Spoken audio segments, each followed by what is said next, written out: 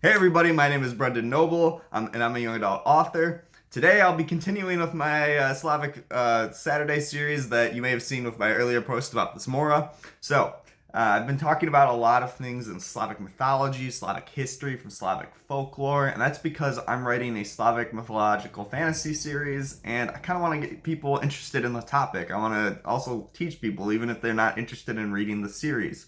If you are interested in reading the series, though, or hearing more about it, it'll be coming out in a while, so you can look at my newsletter down below, subscribe there, or you can just keep updated in these posts. I'll be talking about a lot of new and cool creatures and history. Since my last video was a mythological post, let's go more history this time. And that's with the, in Polish, the Wisła Wenedowie, or the Vistula Veneti in English. And these people are one of the first Slavic tribes in history. It's kind of debatable whether they're just Proto-Slavic or Slavic, but a lot of this, again, let's go back to my disclaimer I have to do with these videos, is there's not a lot of primary information about the time. There's some really indirect maps, a lot of things from the Romans that tend to be like the Romans and kind of inaccurate.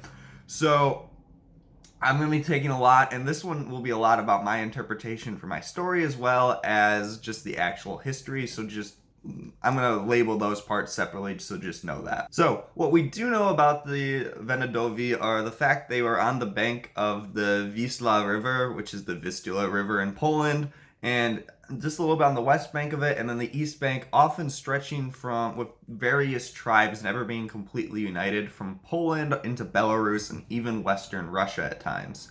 Again, these were a lot of different various tribes. The Wenedowie were, like a lot of the different Slavic people, such as the Sclavini and the Antovi, or the Antes, were often a mix between having chiefdoms and democracy, which is kind of a fascinating thing for an early Slavic culture. And the chiefs had a lot of control over their individual village or a few villages, which were a region called like an opol.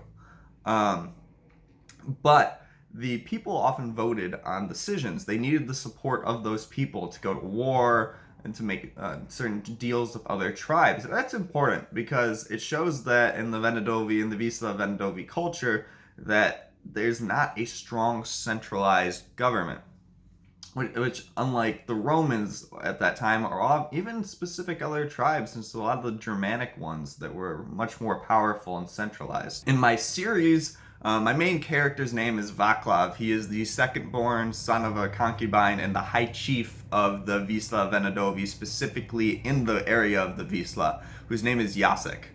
And Jacek is the first high chief to have united three opols under one chiefdom. And this makes him uniquely powerful, but also still he has to deal with this decentralization of power, where there's a ton of chiefs, even over small villages, and the people have a large say. And if he wants to get anything done, he has to make sure that the people approve of it. And a big struggle with that is Wenedowie culture is very based around a lot of traditional history and ancestry. And that means territory and where your parents and ancestry lived is very important. So, again, we don't know a lot about the history between actual wars between different countries at the time, or tribes at the time. In my story, we begin with a war between the Silingovi Vandals and the Wenedowie, who in the Silingovi have taken much of the western edge of the Wisła River, which means a lot of the tribe that has ancestry from that side of the river very much wants it back. So there's a strife between Jacek and some of the people in his tribe about whether to attack or make peace, considering the Silingovi are much more powerful than the Wenedowie. And that brings us into Wenedowie military. I'll go into a lot more about military strategy potentially in another video for the Slavs in general. But the Slavs were very dispersed people. They didn't have a lot of population centers, so they didn't have a standing military. When they did go to war, they collected what they had as individual people. They weren't really given their weapons. So that means they fought with basic things such as just circular shields, similar but not as strong as a lot of the ones you would see in the Vikings. And then they would often use a spear, sometimes an axe, or a sword if they were more wealthy or advanced. They also fought with no body armor. So a lot of these things meant they didn't have a large amount of people, they weren't very trained, and so when they went to war, they were heavily outnumbered by a lot of the neighboring tribes. And what the Wisła Wenedowie did is they took advantage of the landscape of Poland. They tend to be dense in the woods. They are a farming people that are very emphasized farming and agriculture, but they are dense in the woods in areas that are easily defensible because of that, and using things like the Wisła River to defend their land. They didn't meet people in the open battlefield because of this, because of their numbers, and without armor, a single arrow to your chest will kill you. And because of these guerrilla warfare tactics in the forest that the Wenedowie used, and their focus on farming, nature and agriculture are two of the biggest emphasis, you know what I meant, for the mythology of the Slavs.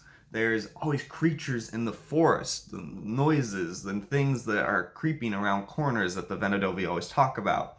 The Slavic god Yarilo is incredibly important for agriculture as the god of agriculture because they were so focused on farming. It was the emphasis of their culture. Though they did have like basic iron smelting and mining, it was nowhere near as strong as the amount of the focus they had on farming, especially grains. And this meant that the gods of the Wenedowie often were focused on those things with the forest and the fields.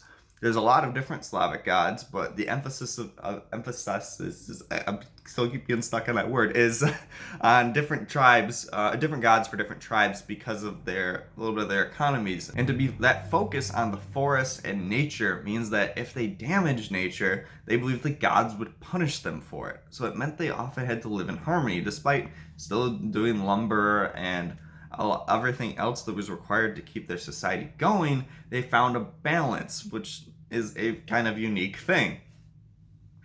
And in their farming as well, the Wenedowie's advancements in farming were kind of amazing for their time. They had a very advanced plow for the early Middle Ages.